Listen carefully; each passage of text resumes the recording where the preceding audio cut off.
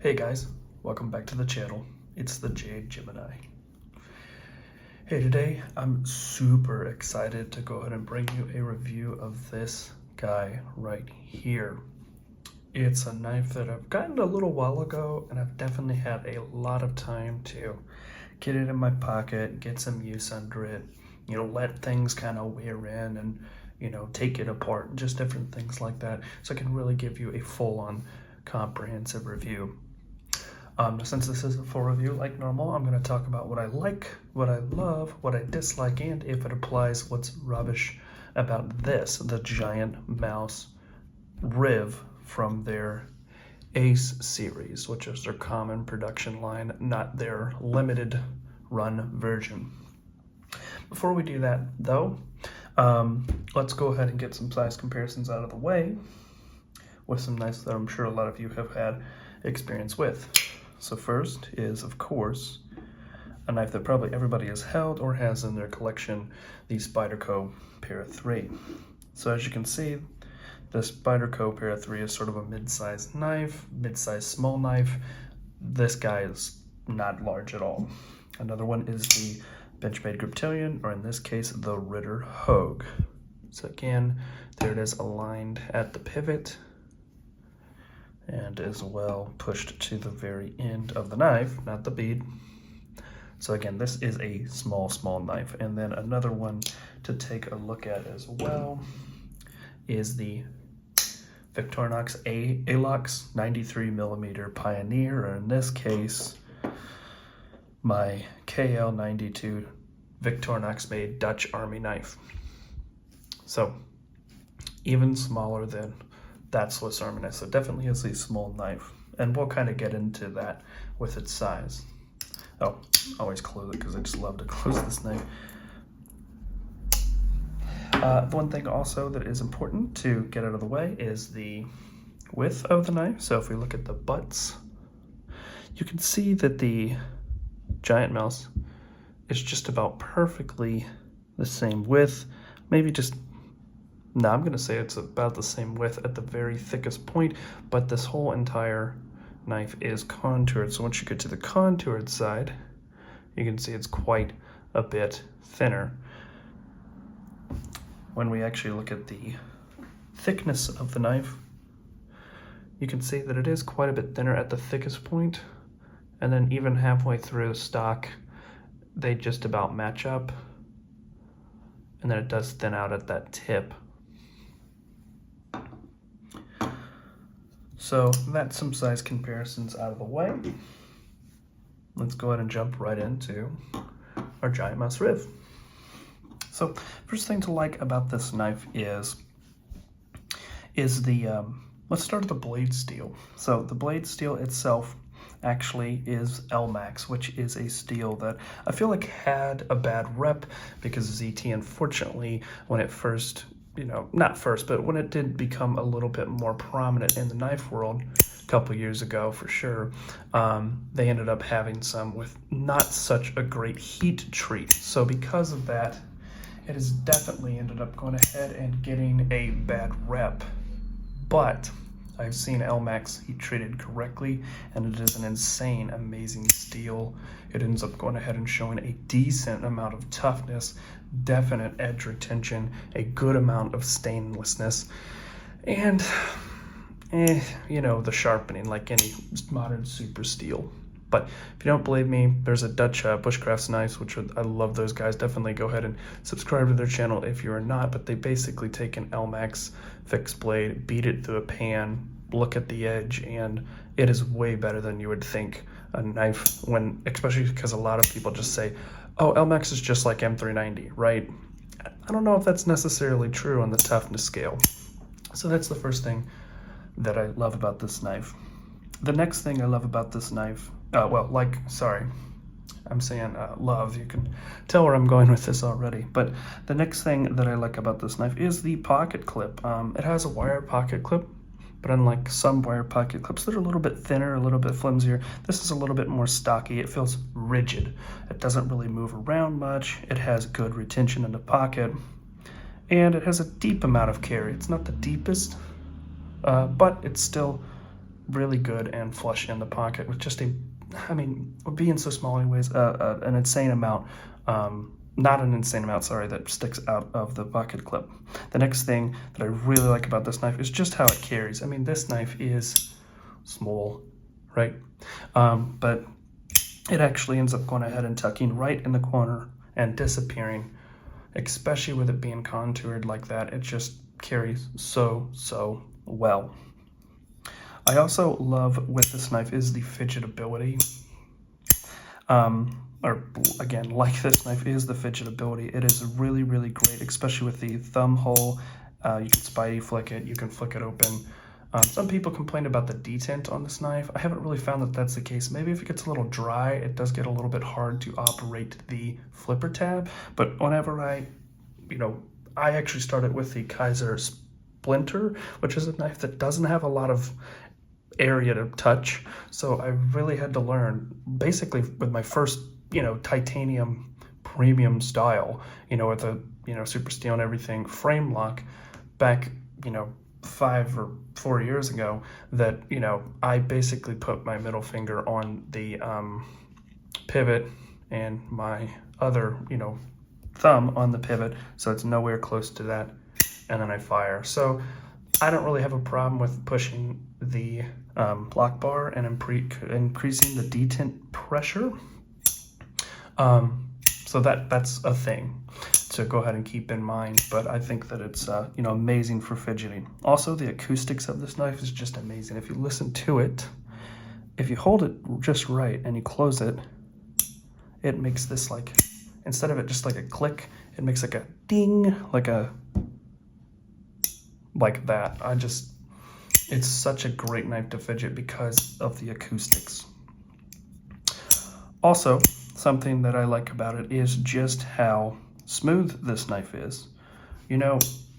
Probably about every single time I pick up this knife, I flick it open, I close it, and then I drop shut it, and I wiggle it shut, and I'm like, that's too smooth.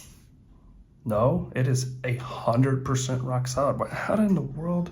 It's just crazy how smooth this knife is for how small of a blade that it has with such small mass. There's a lot to like about this knife overall as well. I do like the way that they've rounded this crown. It just gives it a luxurious look that is well finished off with the knife itself. Also, I like the forward jumping that Vox ends up going ahead and putting in his knives and has kind of introduced into the Giantmouse as well.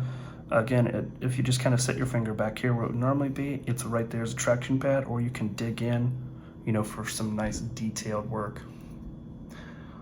The next thing, let me just get into what I love, because honestly, all the other things I just said, I could also say I love about this knife. I mean, it is great.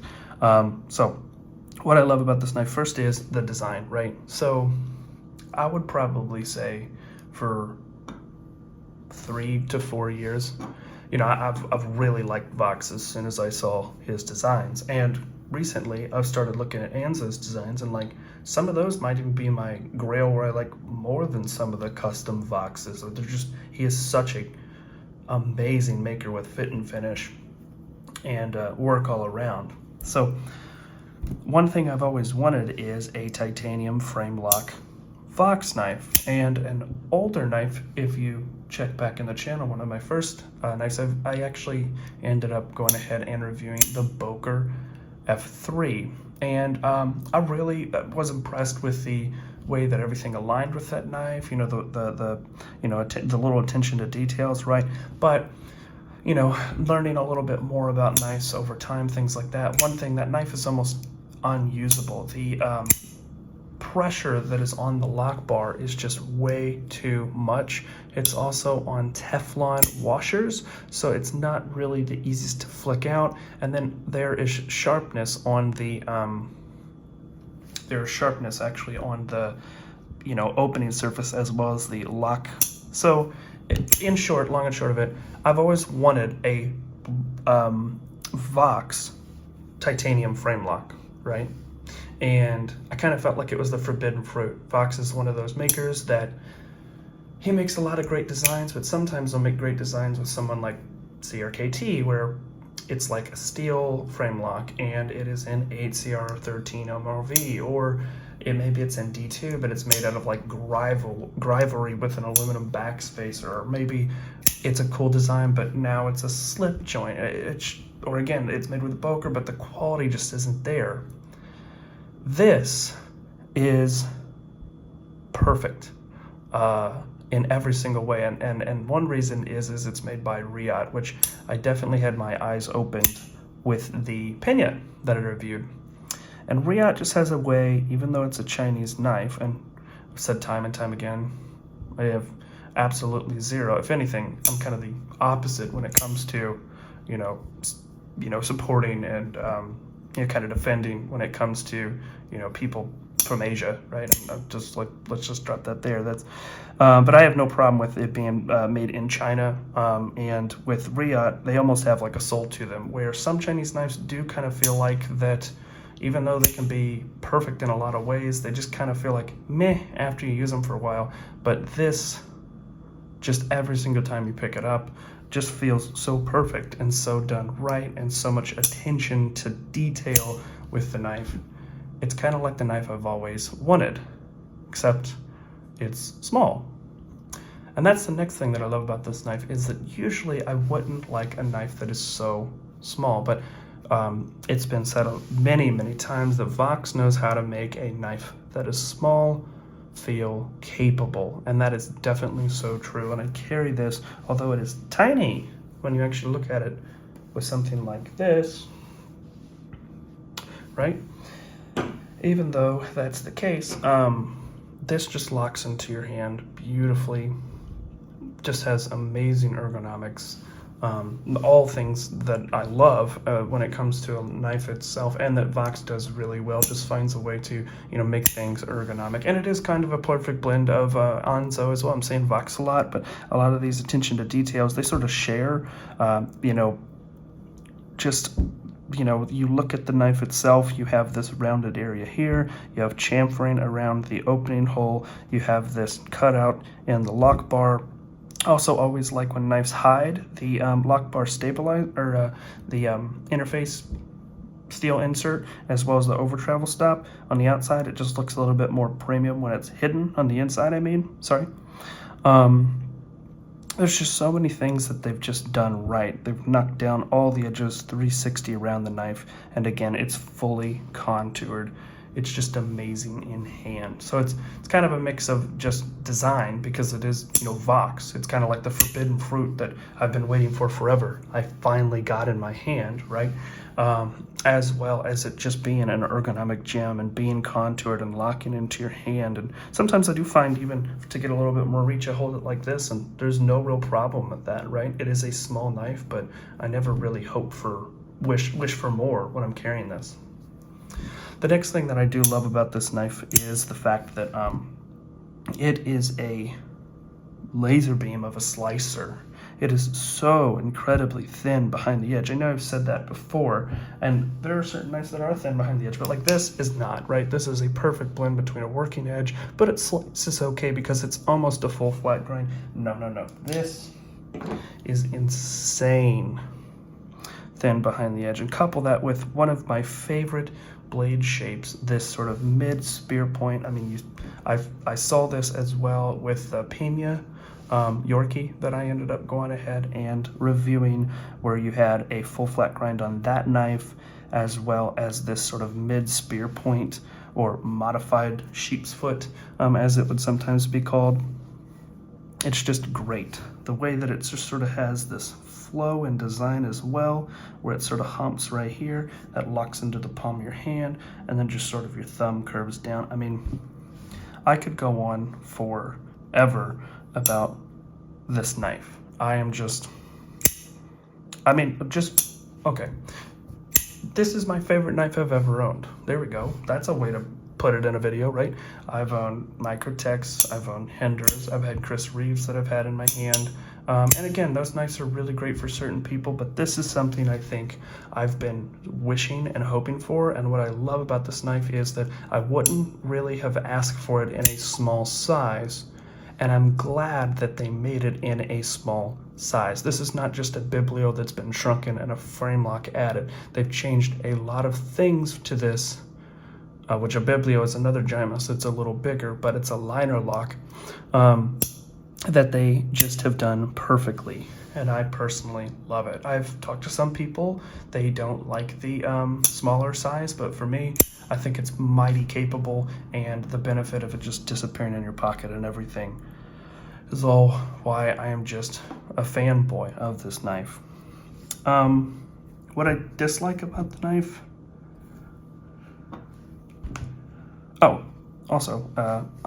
sorry, I just remembered, and I'll go back onto that.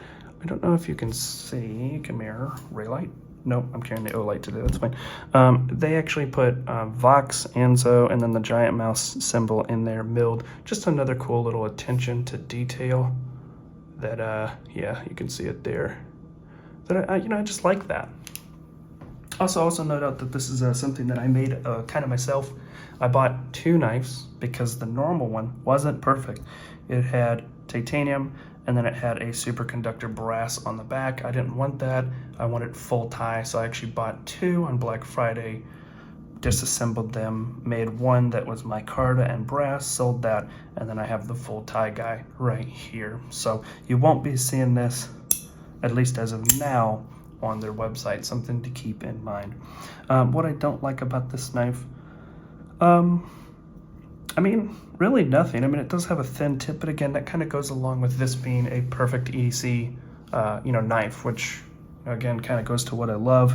There really isn't anything that I, dislike. I mean, the finishing, again, is just great. The only thing I think I would say is there's a little bit of a double clutch here. What they've actually done, kind of interestingly, when I disassembled the knife, I noticed they actually put a channel, a ramp that goes all the way from the very beginning of unlocking it here. So there is no, grab, and you can sort of see it on the, it opens up slowly. Yeah, so you could kind of see it progressing. See, it's not just like boop and it's all the way over. It continues to go and go and go until it hits that point.